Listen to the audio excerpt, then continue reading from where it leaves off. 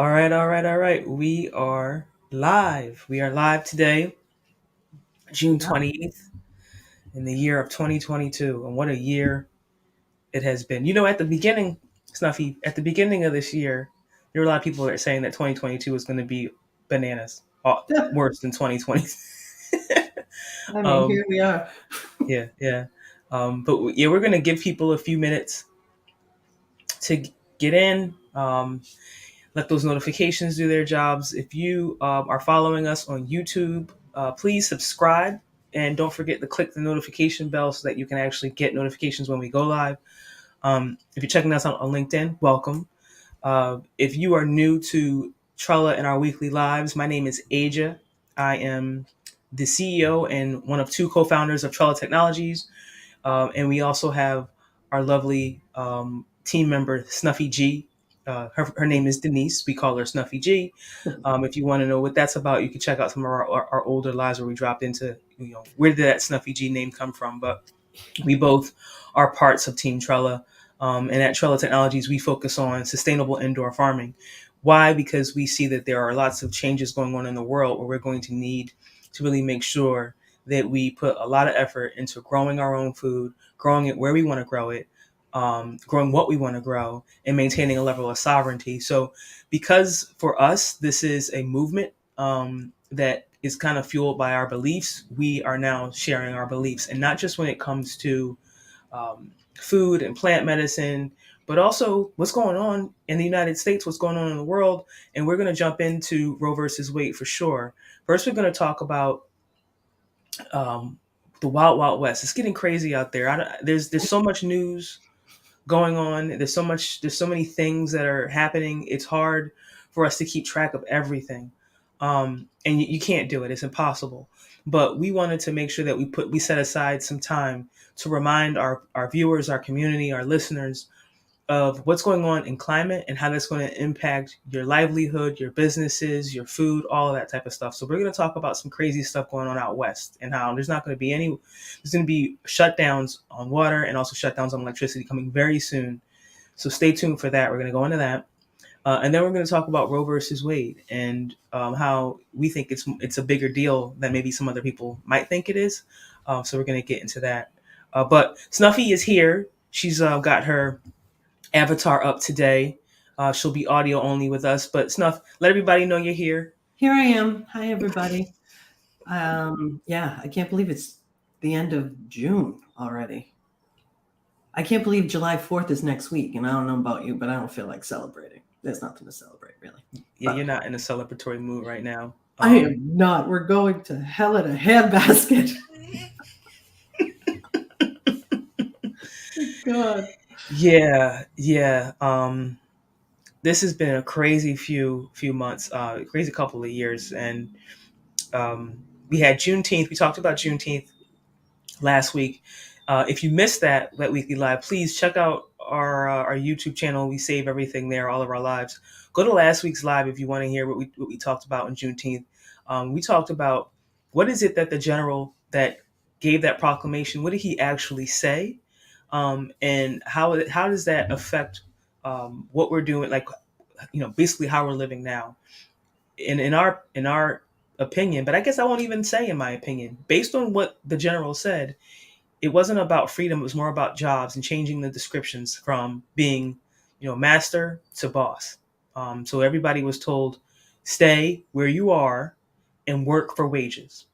And I think what we're experiencing right now with Roe versus Wade, in my opinion, is still related to this this labor system that we're trying to maintain. So we'll get into that on the tail end of our live. Please stick with us. We're going to talk about what's going on out west first, and give people a few more minutes to discuss. But yeah, I feel you. I feel like July 4th hasn't really been a great celebratory time for me, but my family will be here. Oh, yay. Yeah. My mom and my brother are coming to visit. We have a wedding to attend. We have a lot going on during Mm. this July weekend, so we will be celebrating to some extent, but not for the reasons that maybe some other people will be celebrating. Yeah, maybe it's a July 4th takeover and celebrating something else other than what it's supposed to be celebrating. And I just want to say too, Asia, not just with like what's happened socially in our country, but also just through climate change and some of the things that we're even going to talk about today, talking about water and the lack of it. There's a lot of news happening, like Asia said, and I find myself getting so wrapped up into it and so in it all the time that we all need to take a minute and step back. And it's okay to step back. I'm figuring that out now, that it's okay to take a break. It's okay because you don't have to be listening to everything 24/7 and feeling like you have to do something every single minute of the day. So this is, I'm reminding myself every single second too to take a minute, do some self-care, whatever that looks like for you, and take a moment because this is a long journey ahead of us and we need to rest now because later we have a lot of work to do, not just with social stuff but with climate and feeding ourselves, um, and the future. Yeah, yeah, and that's true. I support you on that. I'm glad to hear you say that you're protecting your sanity, and giving yourself a break. Because I feel you. Like you don't want to be unaware. You don't want to be aloof. Some people don't want to be unaware. Some people don't want to be aloof. I'm one of them. But I also don't want to be revved up all the time and angry and working from a place of anger, Yeah. um, all the time. It's just not productive. I kind of took Saturday, as my day of I just gotta sit in the sun. I tried to lay in the sun as much as possible. I almost overdid it. I was like, "Ooh, I need some. I need a break. I need Well, a did day you of shade protect after." your skin? Did you put on some sunscreen, I hope? No, no, no sunscreen. No, my melanin is my sunscreen. But no, I didn't overdo it from like burning myself. Okay, good. Um, it got so hot all of a sudden, and I think I was a little bit dehydrated, so I had to get some extra water in me. But no, I feel you. You need to maintain some time for rest, and to take a step away from everything because you'll just burn yourself out. So Hmm. I get you on that. So why don't we get started? So people have joined. If you're joining in, and you're up to commenting and letting us know where you are, who you are, what brought you to watching our live. I mean, there's not a lot of agricultural technology companies that are run and women owned, black women led, that do this type of style of weekly lives. I haven't seen them. If they're out there, please let me know. But I haven't seen a lot of women that are just kind of doing agritech and doing a lot of like public speaking, like we're doing right now. And the reason why we're doing it is because we want to know who are we connecting with and why. So please, please in the comments share. Let us know why you're here, where you're from, what is it about Trella, what is it about myself, Snuffy, that brings you in, and we can get communicating a bit more than we have in the past. So please do that. I'll remove. I don't know, Snuffy. You want to bring up that first article? We're going to talk about what I'm calling the return to the Wild Wild West. Something came through my feed maybe like a couple of weeks ago. I can't recall, but we talked about this on our past lives about how farmers would be out west. Farmers are being paid to Hmm. not farm. Hmm. And the reason why farmers are being paid to not farm is because there's not enough water. I say what I'm from Philadelphia, so I say water. Sometimes w- water. All right, I say water. I say So water. So I say it differently from time to time. So sometimes people are like, "What did you say?" Water. Um, there's not enough, so they're paying farmers to stop farming to preserve water. But that's not enough. It's getting worse. There's not enough water. So the government agencies that kind of control the Colorado River, that runs through multiple states, and we'll show you what that looks like in a second. The Colorado River runs through multiple states. It's responsible for the Grand Canyon. It runs through there. It goes to the Hoover Dam. It powers Las Vegas. It powers a good amount of California. It powers Nevada. It powers Arizona. It powers Colorado. It powers Utah. All these states get power from the Colorado River. And how do they do that?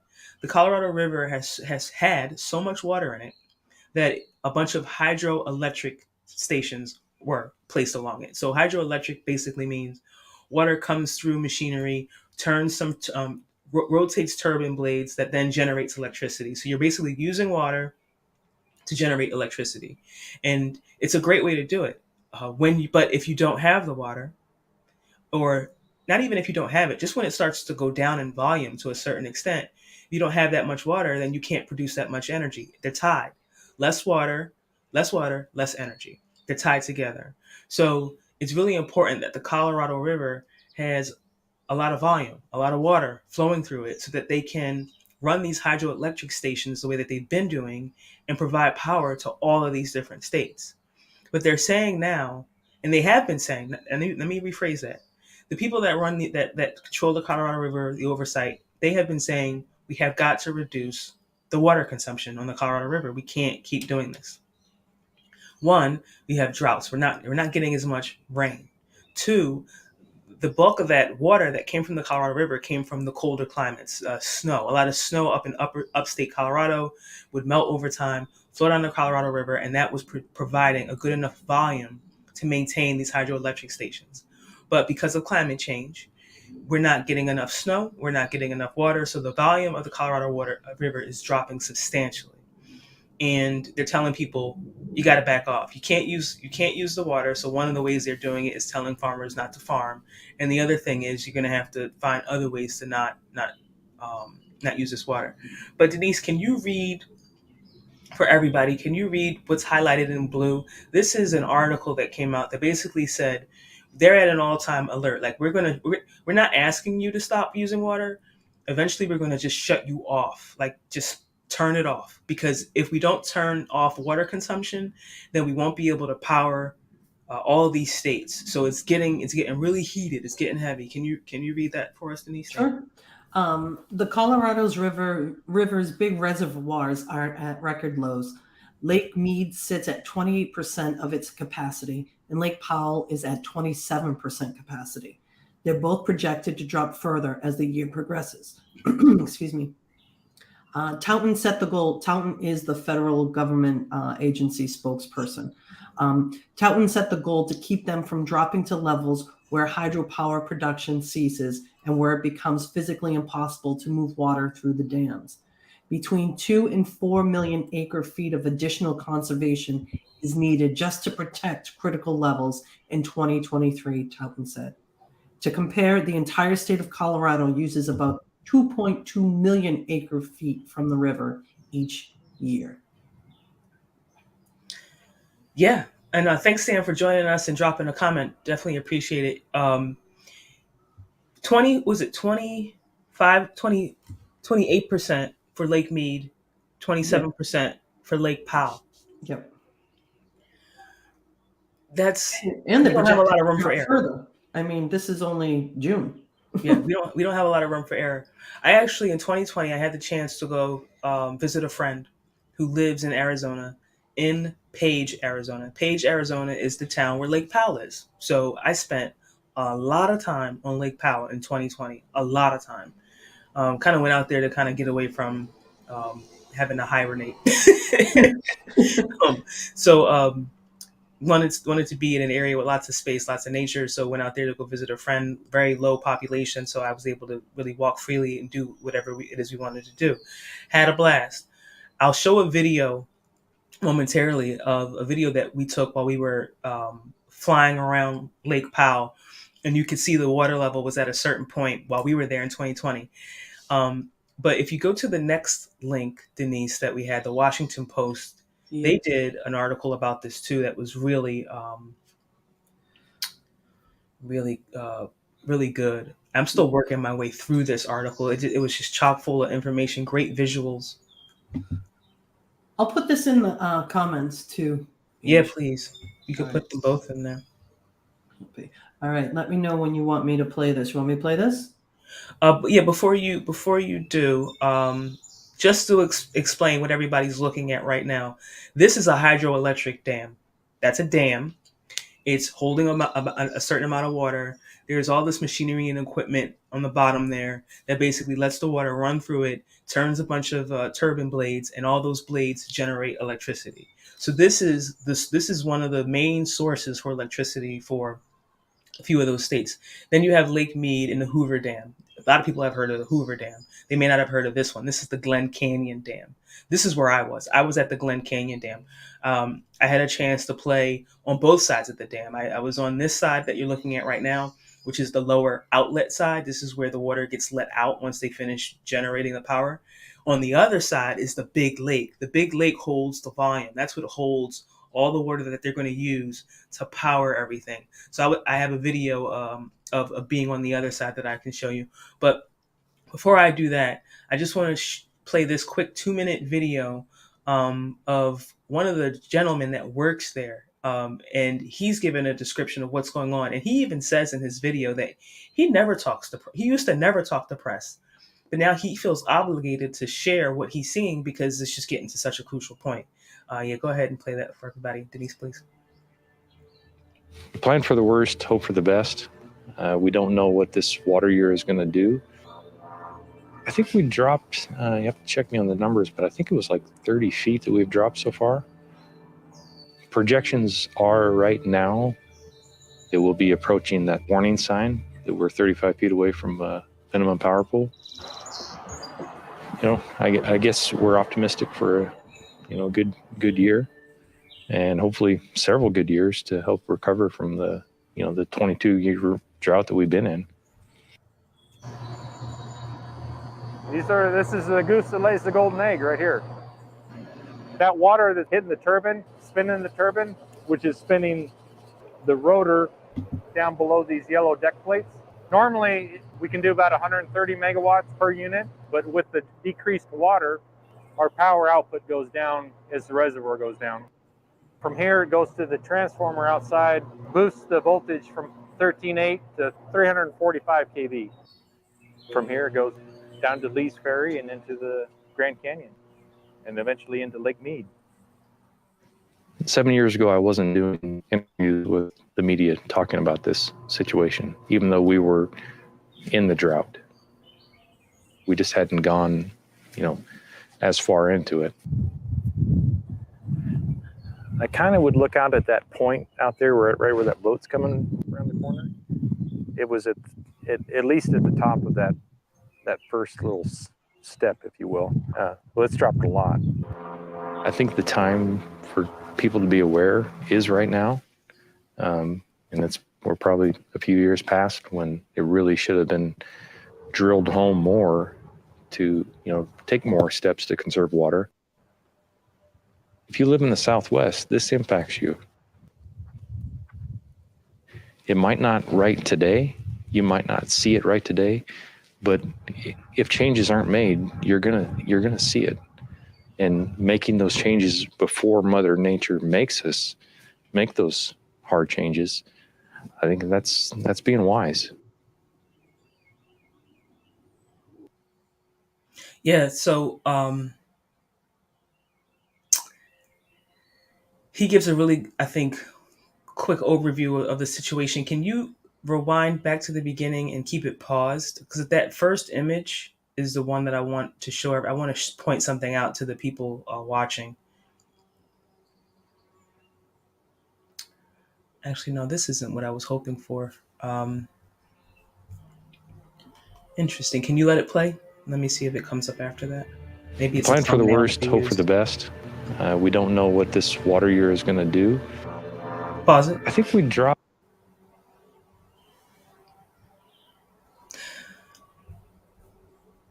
You can play it again. Apologies, everybody. You We'll have to check figure me on this the out. numbers, but I think it was like 30 feet that we've dropped so far. Projection.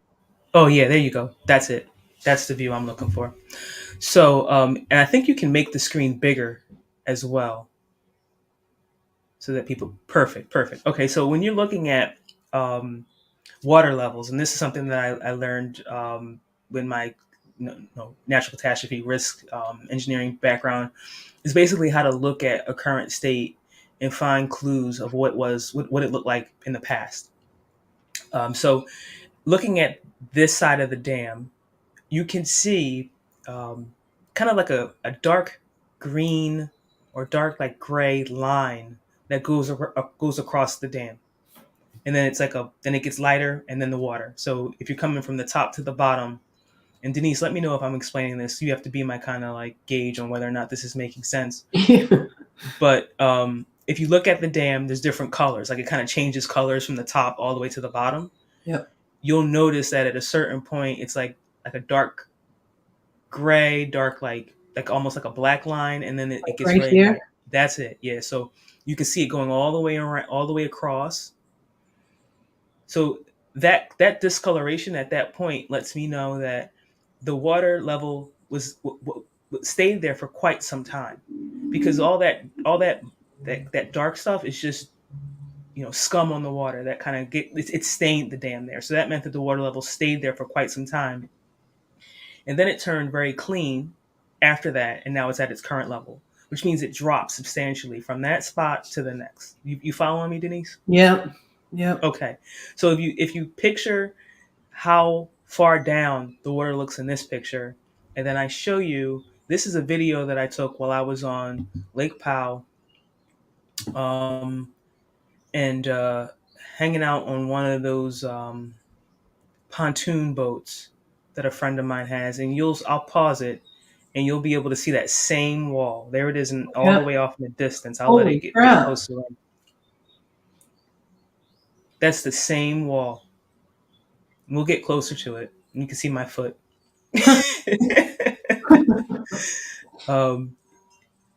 Yeah, this was 2020, just 2 years ago.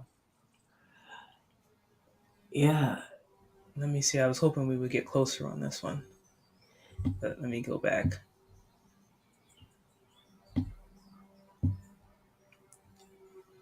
Yeah. Even from there, You can like, see it. yeah, because I'm looking, because I have the other thing open up in a different window, because I don't know if we can do another one. Yeah, see if we can put. I don't think we could put them both up. No, but I will show you. Yeah, like, but let's go back and forth a few times so people can see. there you go. Oops. Oop. So see, yeah. Bring it back just a little bit. Whoop, bleh, bleh. There you go. But yeah, that's the difference. I mean, the water was at that green, Yeah. like right around that dark line I was pointing out. That's where it was just 2 years ago. That's crazy. So I asked my friend who lives there that I was visiting when I had a chance to hang out on Lake Powell, what's going on out there now? And she's like, we're just hoping for snow. They're hoping for snow, because there's unless you decrease the demand, there's nothing else you can do. Right. This is a tourist area, so they have a lot of lake activity, a lot of recreational activity that happens there. And in some of the other articles I've been reading, you're not able to do as much recreational, stuff as you used to, and that's, not the important thing. The important thing is downstream, this hydroelectric dam is not able to produce the same amount of energy that it used to. They're down to 27% of what they were. They're going to have to start dropping electricity if the water doesn't come back, which means, and I think in that first article that we showed, it talked about how they have to reduce the amount of water demand by the size of the state of Colorado. So basically, the whole state of Colorado has to stop using water for this issue to recover. Yep. I don't know how fast or how quickly you're gonna be able to do that. And this is the same thing that I was just showing you on the other image, same video. Yeah, look at it. This is where Substantially different. This is yeah, it's right there. Yep. And then that one of the other articles I read, that the climate, the snow, they used to expect snow covered like mountains by mid-September. Now that's not happening till mid-November. So it's the winter, or the snow cap, is getting further and further later into the winter. Mm-hmm. Yeah, I can believe it. Which means less snow, less volume of water. Yeah. So I'm looking at this from kind of a big picture perspective. If all these states along the West Coast are going to be told that they can't use water for farming, or they're going to lose electricity, it's going to impact our food supply and our businesses to some extent. I mean, the state of California, the state of Las Vegas, they all get electricity from the Hoover Dam, which means they all get electricity from hydroelectric sources, which means they all get electricity from water, and we're running out of water. So it's not just about not being able to grow; they're going to start shutting off the power soon. And the people that run these, they've already started diverting water and holding it, and it's going to get to the point where these decisions are going to have to be made, and they're not going to be able to take into account everybody. Some people are going to be unfortunately impacted more than others. And if our past history tells us anything, the people that are going to be more impacted are the ones that have the lower income, lower financial status in the class system that we created in this country. Yeah. So I'm very concerned. And if you think about people migrating, in the U.S., like that's already happening. You had a lot of people from California going to Texas, going to Miami. A lot of people left California, San Francisco area to go to Miami. But out on the East Coast, we've got our own issues with global warming. We've got coastal flooding. We've got hurricanes. It's going to wind up forcing everybody to the center of the country and up north. That's where I see this. It's going to move from the coast into the center of the country and up north. So if you're thinking about real estate investing, that might be a good play. But it's not going to be pain free. It's going to be it's going to be a mess. It's going to be a mess. So I don't know what what people are going to do about this. I know that they're asking people to not use as much water, but to remove the state of Colorado from the demand and to get people to do it like that, it's going to be quite the feat. This article, the Washington Post article, is long, but it's very in depth. It talks about who it impacts. It even talks about like the Native American reservations that it's already impacting too, because they don't even have access to the water that they live on. But it talks about all the different pieces of the impact, and I thought it was a very well written article, especially with there's a lot of videos in here too that you can kind of tap on and watch, and it's very informative. Yeah, I just don't understand why people haven't been listening. Like I know there's so much. I mean, I think some people don't want to, admit to themselves that we're in this state because they feel helpless and that they don't know what to do. But I also think there's just so much being thrown at us in the news. There's so much going on. It's really hard to figure out what do you have to focus on that you can control versus what is noise and things that you can't control. Right. It's like we're both personally having difficulty with it, and so I know everybody else is. Right. Yeah. And it's competing priorities, like what's the most urgent that needs to be talked about. But there's a little bit of hope in this article too. I think some contractors who are building new construction, I think some of the cities have put ordinances of saying that you can't put grass. You can only put a small amount of grass on your property now. Like backyards are becoming almost obsolete because of the water to maintain it. And now they're just doing artificial turf. They're paying people to remove their sod. It's getting to the point where there's going to be a lot more oversight of what you can build and how to maintain your own property if this continues. Well, that's a nice tiptoe in the right direction. I have you ever heard of something called earth ships? Earth ships. I think you talked to me about earth ships when we were delivering in Hawaii. Yeah. Earth ships are a way of constructing homes that are completely off the grid and are self-sustaining. So you use your rainwater and that's it. Like, so it's collecting the rainwater and using it to, clean, grow food, all of it, just constantly recycling it. And it doesn't have a low power demand. I mean, if you haven't looked at earth ships, Google it, look it up on YouTube. They're incredibly designed. I mean, it's on my list to build my own earth ship. The strange thing about earth ships are that they're not in accordance with building code because they actually use old tires to build the foundation of the structures. They take tires they fill them with dirt, and they kind of pack it. They use it as the wall, and it acts as a heat, like a heat sink. Like there's a reason for it. I don't want to. If you're interested in this type of stuff and you never heard of an Earth ship, check it out. They're pretty cool the way that they're designed. There's a movement, and I think New Mexico, where this guy purchased acres of land so that he could build his Earth ships. But he still has to work with the local town to some degree, but they don't like they don't like Earth ships. One, it doesn't require a lot of capital involvement.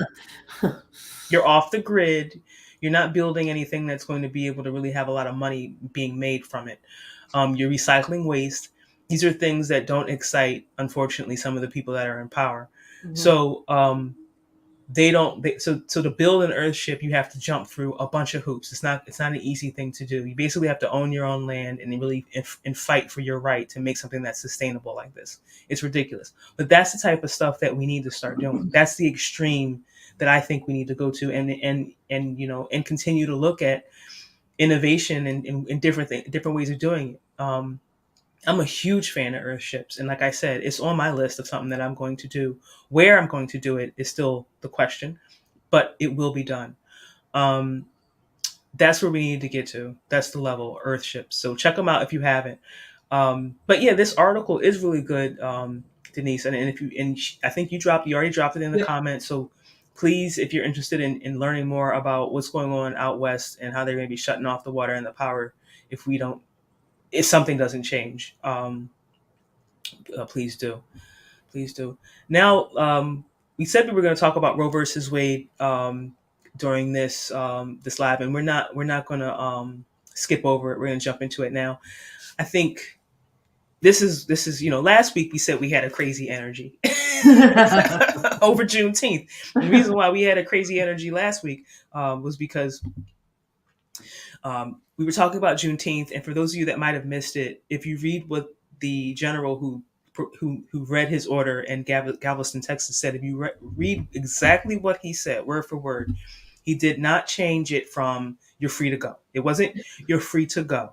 It was "you're free, but we want you to stay as a worker, so you'll be a wage earner, and we don't want you to leave. And if you become what's the word that they used? Basically, if you don't work, if you become idle, it's going to be a problem. So basically, they say keep working, and we'll pay you. Now, this country has been built off of that cheap labor, and it wants to sustain that level. In my opinion, it's cheap labor, which is the reason why we get pushback on minimum wage.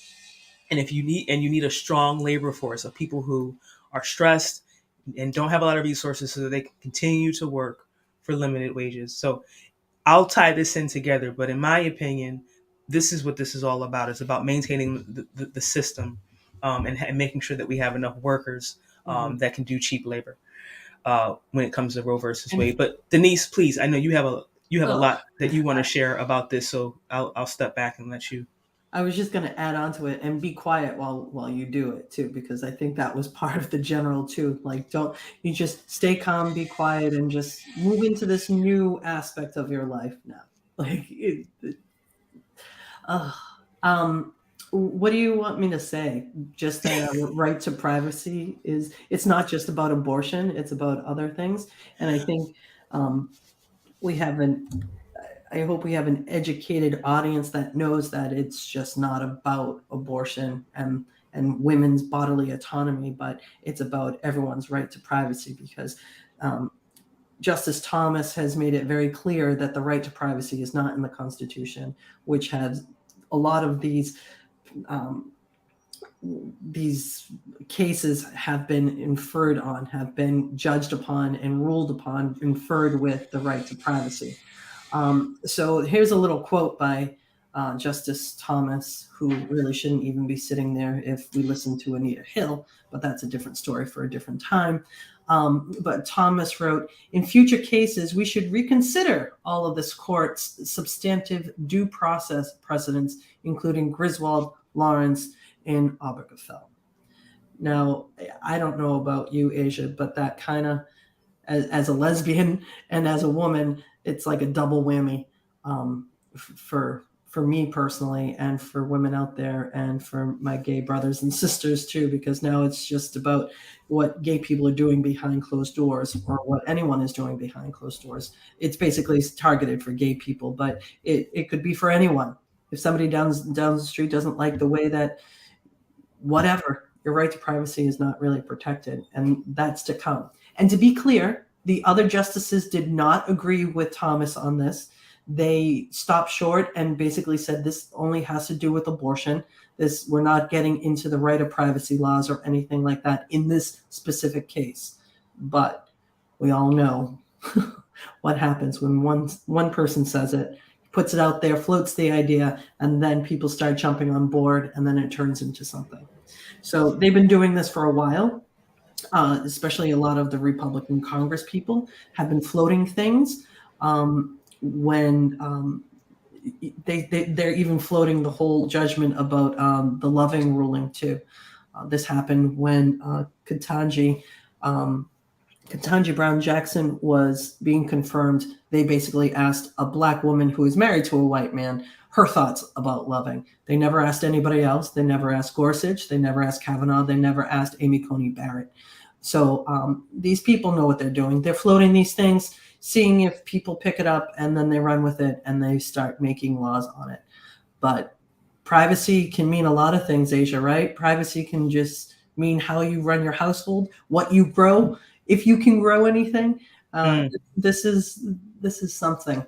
So Yeah, I think you're right when you say they're floating it out there and testing the waters to see how will people react. I mean, I think the leak a few weeks ago that this was coming down the path was an example of how they test things. I don't believe what any of them say. You heard with some of these justices said during their what's the word I'm looking for? Their concurrences. Yeah, they're not their concurrences, but when they were being like, you can go back and they've all been asked, is there, what are their opinions on Roe versus Wade? And Justice Kavanaugh, Amy, Oh yeah. they've all said it's precedent, it's set law, Yep. it is what it is. Yep. And then they switch it up. So to me, I can't go by anything that they say. I can only go by what they do. And what they do is whatever the F they want. Right. They do whatever they want. Whatever feels good to them and to their belief system is how they want to run this country. And as a queer woman of color in an interracial, quote unquote, relationship or marriage, this all affects me more than it might affect some other people. So yeah, I'm a little bit more like, I don't believe you. You're not showing me at all that I should trust anything that you say. I feel like my rights have already been infringed upon and will continue to be infringed upon in this country. So to me, it's a changing of the guard is needed, changing of the system, and or time to go. Yeah, the legitimacy of the Supreme Court has been in question for a long time, but now even more so. I'm sorry, nobody should have a lifetime appointment to anything. And it's just so, how could it not become political? They're like, oh no, well, the Supreme Court is above all that. They don't get into politics or whatever. And I'm like, but how could they not become political? You have whoever's in power, whatever party's in power, puts their people in there. So you can't tell me that it's not political. If it's political from the inception of it, by the time they get confirmed, of course it's political. You hope that it's not, but you get these people on the same ideological lines. Of course it becomes political. So something needs to be done. Everyone's up in arms about expanding the number of people sitting on the court. People are floating around the idea of voting on it, but we can't even vote correctly for state clerk. How are we going to vote for a Supreme Court justice? And we can't even get it right for president. I mean, that has to change too. So there's a lot of things that need to change to make us a more perfect union, in my opinion. Yeah, for sure. And I think this, all three branches of the government are obviously politicized and working on their own individual agendas, it seems. And It's sad. And I think the thing that when we were getting ready for this live, you mentioned that from your perspective, you're seeing a lot of women that are just kind of like, it's not that big of a deal. Yeah. Um, that sounds insane to me. Well, yeah. Who are these women? I don't know. And they're young women. They're young women. I watched something the other day, a couple of weeks ago, before the Roe thing, that somebody was going around a college campus in probably Florida. That makes more sense. And they were asking what they felt about gay marriage and if they believed in it. Number one, I didn't like the question. Believe in it? It's not something Yes, that you believe into or not the don't. boogeyman. Right? But that's neither here nor there. But Mm. they were saying that they don't believe that gay marriage should be the law of the land, and they asked also about abortion.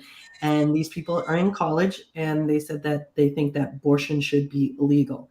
So I don't know what's happening.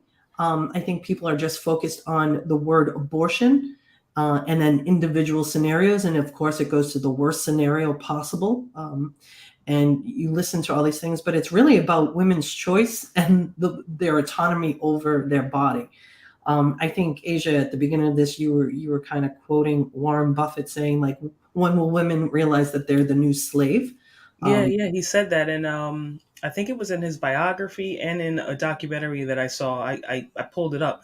Warren Buffett said, "Wait," and this is a while ago. He said this, like maybe in the '90s or something. Wait until women realize that they're the slaves.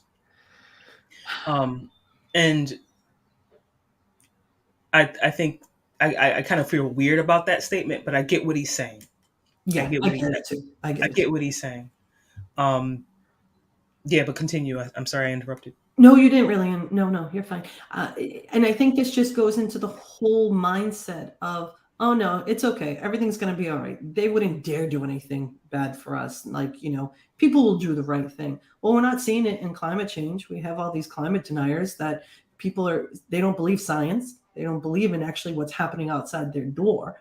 So how are we going to get them to believe that this is about women's autonomy? Is that at stake? Like it, they won't believe it until it happens to them, and they find themselves in a position where they don't have a choice to make, that they are forced to continue with a pregnancy that's either unwanted or is having complications, and they are forced to continue the pregnancy, because there's right now they are going to push for a federal ban on abortion with little or no exceptions, and that's really disturbing.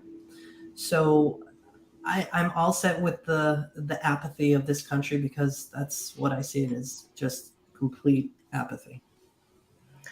Yeah, it does seem to be that way. I mean, I think for myself, I, I think I said this maybe on another live, that when I just don't I don't know when the country's when people will get to the point where they're like, enough is enough. And I do feel like it's that frog in a boiling pot of water, just slowly being turned up and up and up and up.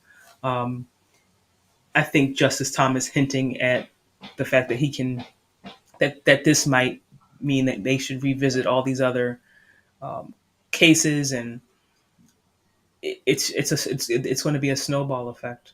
Um, I'm personally worried about it, and personally making my own decisions on how to protect myself and my family, Yeah. um, and hope that other people are too. I really feel like it's a lot. It's a lot more fun to just be like, I don't see it. And I know I have friends. I have friends and family that are in the I don't want to see it. I don't want to talk about it. I just want to party. Right. Um, hey Rose, thanks for coming in. Let's see what we got here. Yeah, And Rose. I don't know if you saw. I'll just put this up from Rhodes. I don't know if you saw our live last week where we talked about Juneteenth and how um, the general that when he made that proclamation in Galveston, he didn't say that you were free to go. He said you were free to be workers. Stay working. Stay there. If you haven't, please check it out. But yeah, I mean that's what I'm talking about when I my biggest issue is this is a system that they're looking to maintain, yep. and it requires workers who don't have the time to think about to think. They don't. We're so busy playing the rat race trying to get money so that we can feed ourselves, have health care, like everything that is, everything that's required to be a human being is tied to the dollar. Yeah. It's designed like that on purpose so that we have to keep doing these things, and they need more workers. You can't be running around aborting the workers. No. What are you doing? That to me is what this is about. I know there's also the white population that's Yeah. declining, quote unquote, Caucasian population that's declining, and that there's some people that say that it's a concern about that. It could be that too. I don't think it's going to help. People are going to wind up finding ways to do abortions. They have Yeah, it's not going to before stop it. this. Yeah, there have been ways to give yourself an abortion, and I'm not talking about throwing yourself down the stairs. I'm talking about there are herbs and spices and things in nature that you can consume to give yourself an abortion. So Mhm. it's not going to stop that. No. But it will create more of a complication for those people that don't have access to those resources. They're going to maintain stuck in the system, trying to figure out how to pay for their children. I think the other part of this that infuriates me is I don't see the same respect for life from some No. of these individuals as I do once people are born. No. The gun violence thing to me Mm. is huge. I mean, when the children that were killed in Connecticut, maybe about 8 or 10 years ago. How long ago was that? Yeah, it's about 10 years now. And they didn't do a thing for it. And I remember standing in line waiting at a restaurant to get seated, and a gentleman and his wife were standing in front of me, and the news came on the TVs, and they said, "Oh, they're gonna be coming after the guns now." And I'm like, "Babies just got killed, and you're worried about your guns." Well, yeah. Babies, like that's where his brain went. Like, not they were showing. This is right when it happened, like 2 days later. So this was still at the height of learning what happened, and immediately this gentleman's mind went to, they're coming after my guns. And I said to myself, people are so worried in fear, like fear focused, that they don't care about life. Not the No. way that they're claiming to. A bunch of 5-year-olds were killed. No one said it. Not no one. These same people didn't say anything about that. So it's not about maintaining life. It's about maintaining control. And that's all I Listen, have to say about it. there's a couple of things I want to say. One, I want to talk to Rhodes' comment, but before I do that, it's not about babies. It's not. They don't care about life after it's born. Number one, like you said, the minimum wage is still so low in this country. You don't have. We don't have health care. We have the highest maternity mortality rate that we've ever had, especially among women of color. Like, we don't care about babies. We don't have daycare. Our education system is crap. They don't care about babies. There's a formula shortage that should never have happened if you cared about babies. Like, this is just absolutely, it's not about the babies. And all these people saying, well, I'll adopt your baby, don't abort your baby. Well, what about everybody in foster care? What about all the adoptable babies now that are out there? You're not running to get them. So There's please, a plethora of babies already waiting for adoption. save your Please, fake please stuff. with that. Save Please it. with that. Yeah. And There's then so many kids. so many kids. And hello, we have child poverty. We can't even feed the kids that are in families now. So what are you talking about? You don't care about the kids. But to the point of Rhodes saying, and got us paying them to keep us out of plantations renamed as prisons. I agree with that 100%, Rhodes. I mean, look at what the Supreme Court just did about the guns in New York City, that you don't need a license to have a concealed weapon. Talk about the wild, wild west. But who is it that should have the guns then? Who shouldn't be licensed? It's the white people. If the white people have the guns, we're okay. But if it's anybody else, nope. And that's going to be a whole different mass incarceration situation. And then we're going to privatize those prisons to make more money. It's a damn shame about all of it. All of it. That's the other thing I want to start checking out is the stats on imprisonment for women that are That's a good point. accused of having an abortion, because you could have a miscarriage and someone could claim, "Oh no, you did that on purpose," and then now you're in court and possibly in jail. The 13th Amendment wasn't, it was just tweaked to be like, no, it's not that we can't have slaves in this country. We can have slaves if they break the law. So if you create all these legal systems and all these laws that that cause people to become prisoners, then you maintain this. I'm telling you, it's all about the cheap/free labor. This country started that way. It can't switch it up. It does not know how to stop um, using people for their labor. And Go you ahead. know, Sorry. and I know that a lot of people say, well, automation, you know, may come and may help that, but it they don't. It's not gonna. It's not. That's not the type of system that they want. They don't want a system where, because this is possible. It is possible to live in a world where technology is used as a good to free us from having to do so much labor, to allow us to have more time to think, to be creative, and to prosper. I believe that world is possible, and I hope that that's where we're going.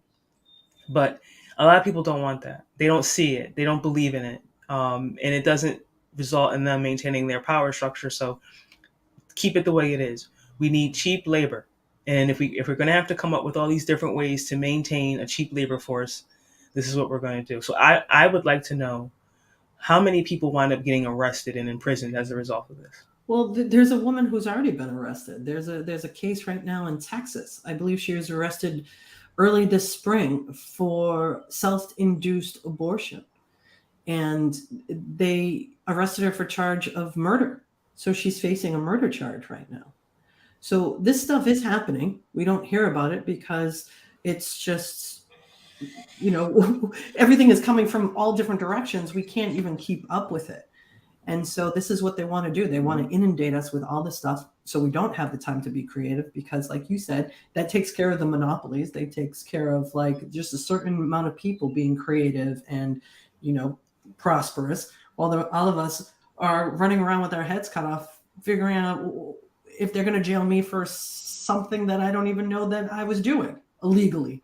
Like they're creating chaos, and this is all part of the story. Yeah. So to end, what we'll say is get to work on trying to create some level of sovereignty for yourself. You don't have to allow yourself to be used by this system. It takes time. It takes thought. Get together with people that are in alignment with your values. Build a community and get to work on maintaining a level of sovereignty for yourself, getting yourself out of the rat race, especially Black women. We talked a little bit about this too, Denise, real quick before we end. How Black women feel obligated, and sometimes we're even like told that we're obligated to fix shit, to fix this. And that's not our role. I mean, we can do it, don't get me wrong, but it's not our responsibility to fix this system that we got brought into as African American women. It's not. We have every right to protect ourselves, to rest, and to figure out ways to maintain sovereignty for our own community. That we have every right to do it. We don't have to run ourselves ragged. I love Stacey Abrams. I love Nina Turner. I hope that they get a chance to rest and to take care of themselves. But they put a lot of weight on themselves to fix this system that is inherently not designed to want to be fixed. So more power to them. I support anybody in what you're trying to do when it comes to making this country a better place. But don't feel guilt if you decide that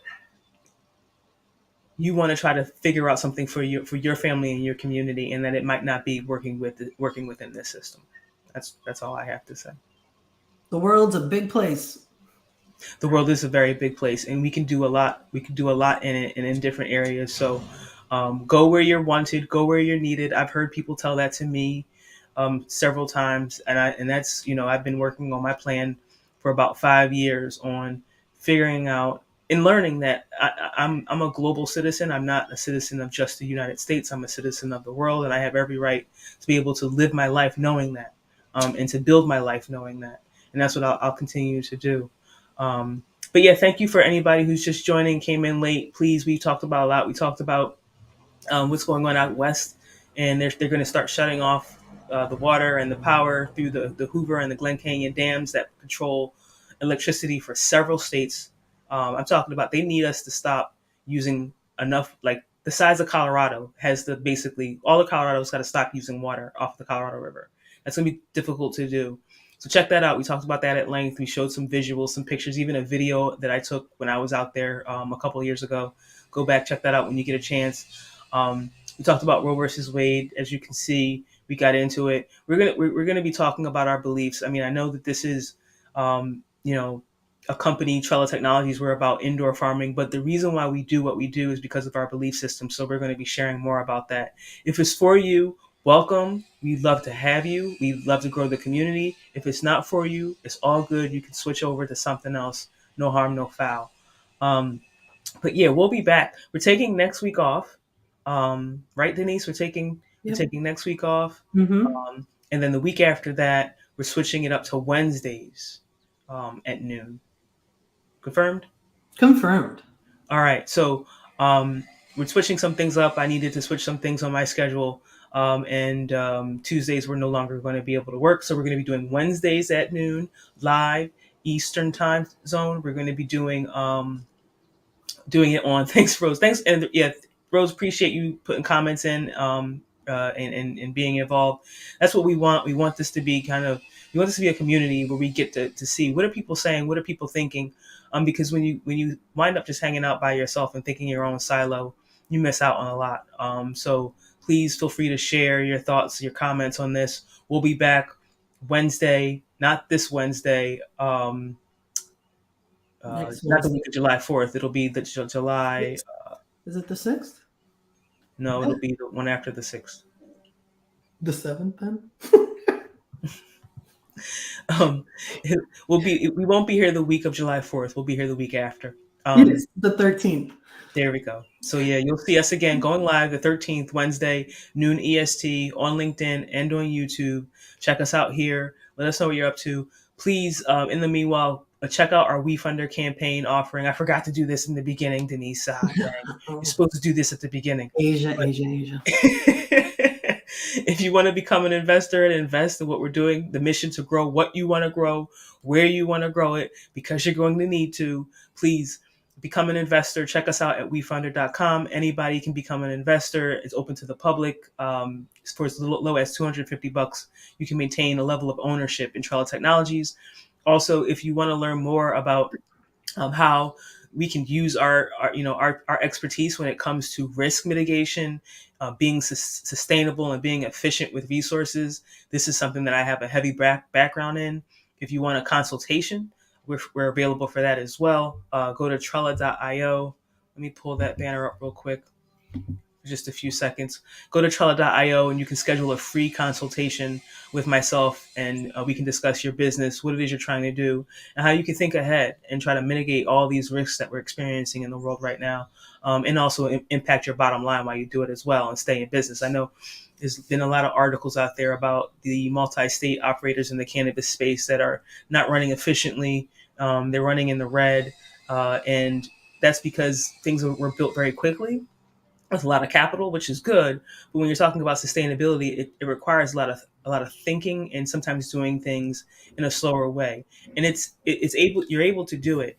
Now you can go back and fix it, but it's going to be a little bit more costly. So if you're at the beginning stages of planning, now is the time to start thinking about longevity and sustainability. Don't wait. Don't let them rush you. If you got a license, don't let them rush you to put something down to start right away. Build that foundation so that you can be here 5, 10, 15 years from now and build your legacy. All right, everybody, that's enough out of me. Snuffy, anything for you? Nope, that's it. All right, everyone, Matt, peace, Matt, love. See you on the 13th. Bye-bye. Bye-bye.